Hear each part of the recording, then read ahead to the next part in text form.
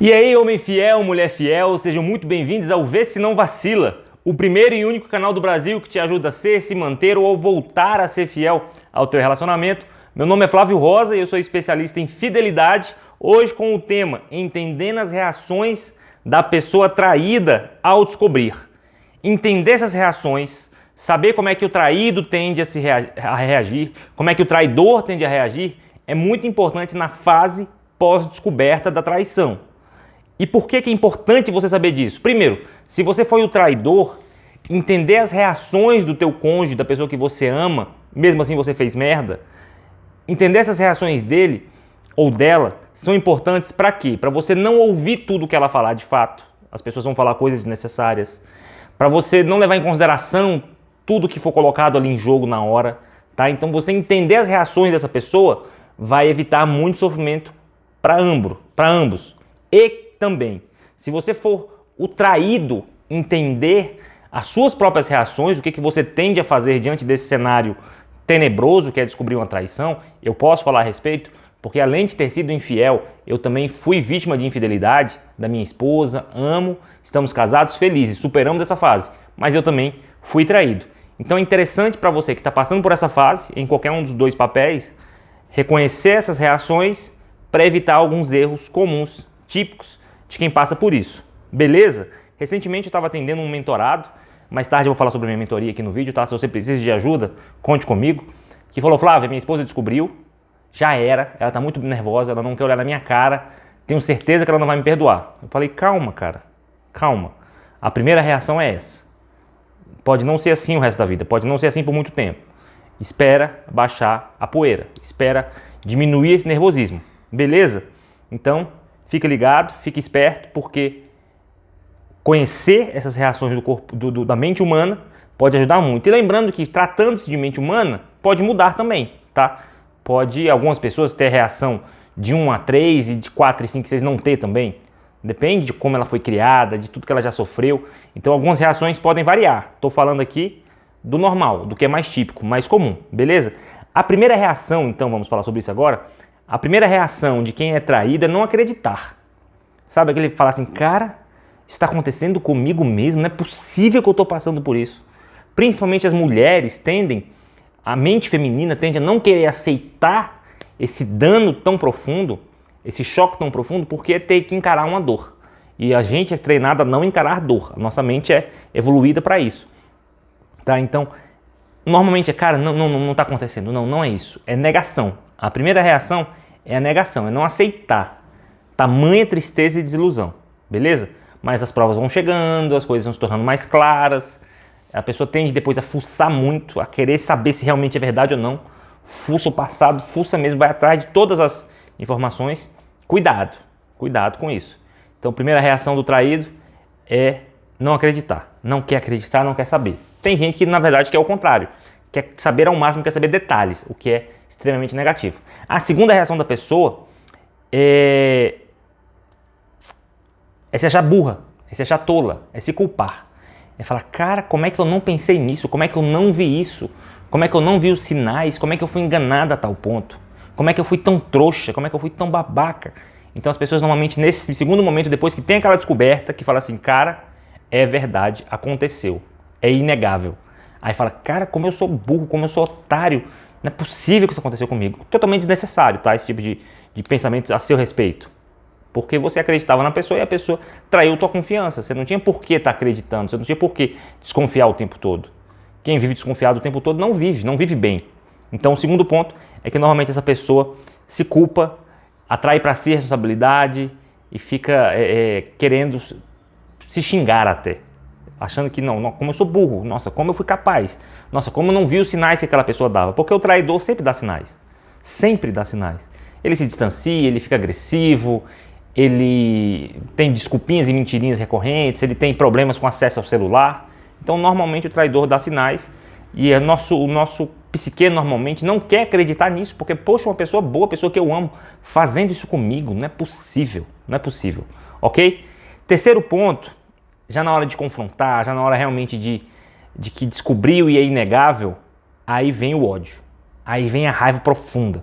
às vezes vontade de bater, de machucar. Claro que isso é errado, claro que isso não leva a nada, claro que não pode. Só tô falando do que realmente acontece, tá? Eu me lembro que quando minha esposa descobriu a minha primeira traição, ela zunhou minha cara e quebrou meu celular. É nessa fase onde os celulares são quebrados, são jogados na parede. Então, muito triste isso. Se você foi traído, se você foi traída, já não entra nessa. Não adianta querer entrar nessa de bater, de agredir, de xingar, de humilhar. Não precisa. Eu sei que eu estou falando aqui para a maioria das pessoas que já fizeram isso, que já entraram nessa fase e já erraram. Mas eu sei que também tem muitas pessoas que estão procurando ajuda, aconteceu comigo agora, não sei o que fazer. Aí estão vendo esse vídeo agora. Então ainda serve de alerta para vocês. Então, nessa terceira fase é xingar, é humilhar, é tentar fazer com que essa raiva que você está sentindo seja jogada para cima da outra pessoa em forma de humilhação. O que também é extremamente desnecessário. Normalmente dura aí de 3 a 4 dias essa fase, essa raiva profunda, essa ira, essa vontade de nunca mais ver o outro. Dura mais ou menos isso.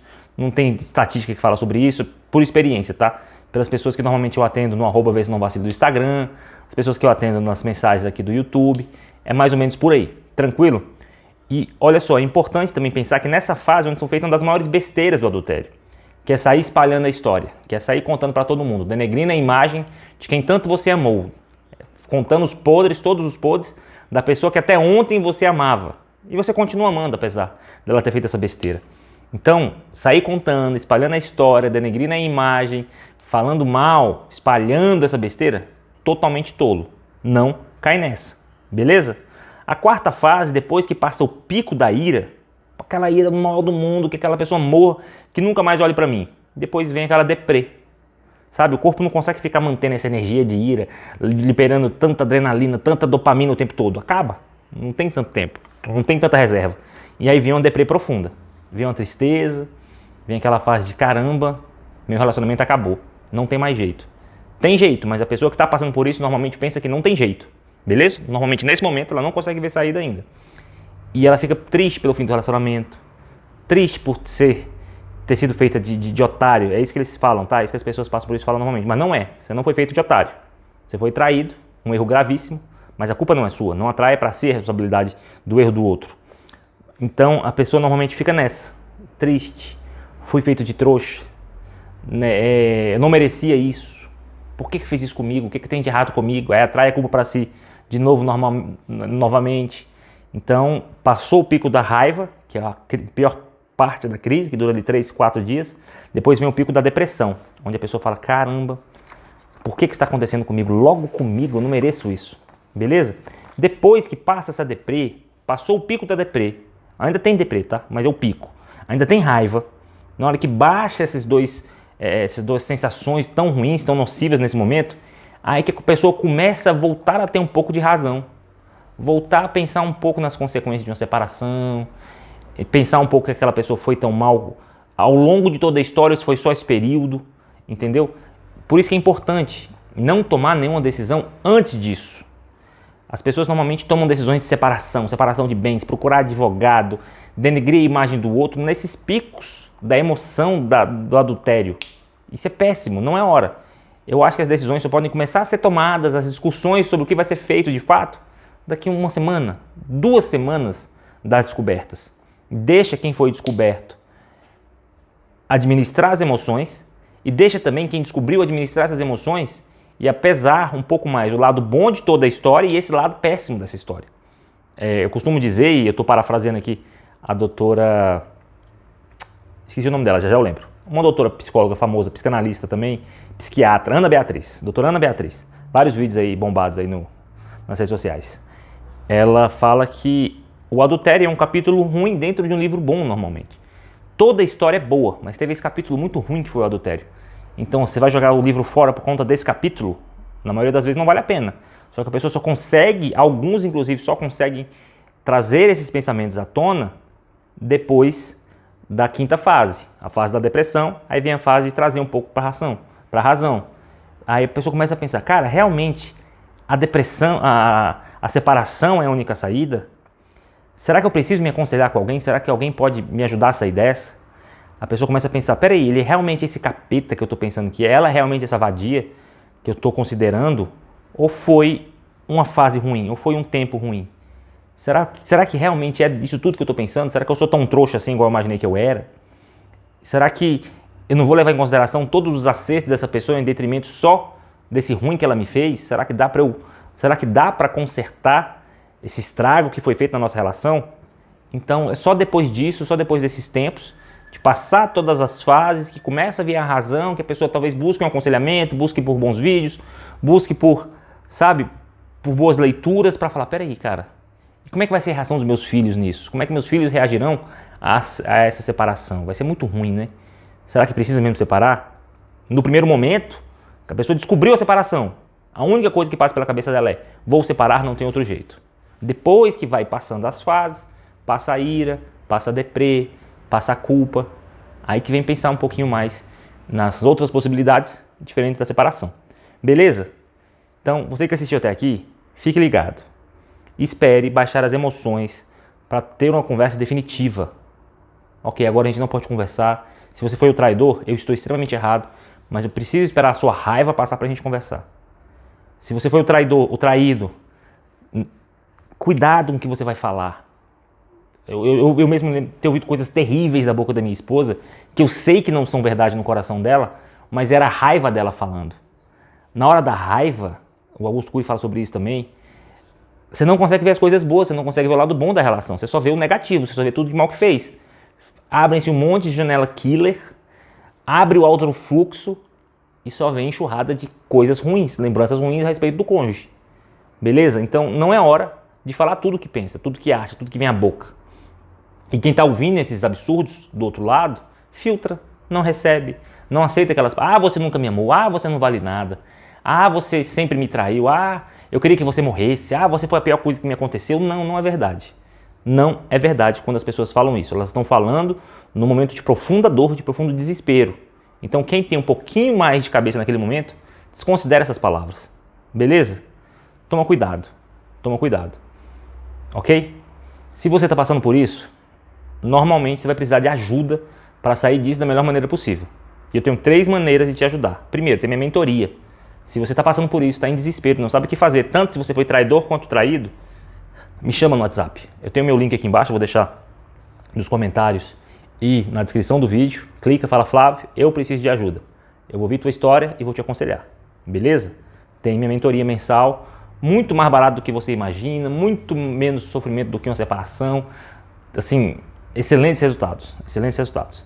Agora, se você não quer conversar, tem meus 2 cursos, Mentalidade e Fidelidade. Se você é traidor e quer parar de trair, cara, tem um passo a passo para você mudar a tua cabeça. A tua traição sai da tua cabeça.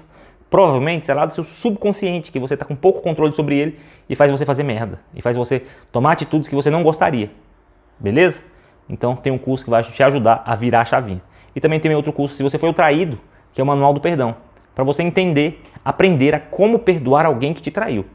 E decidir se vai perdoar e liberar o caminho dessa pessoa. Algumas pessoas precisam, infelizmente. Tem pessoas que traem, não se arrependem genuinamente, não dá para continuar morando junto mais. Pelo menos por um tempo, não. Ou se você vai perdoar essa pessoa e mantê-la em casa, mantê-lo junto, evitando aí uma separação, tá bom? Leve em consideração essas reações.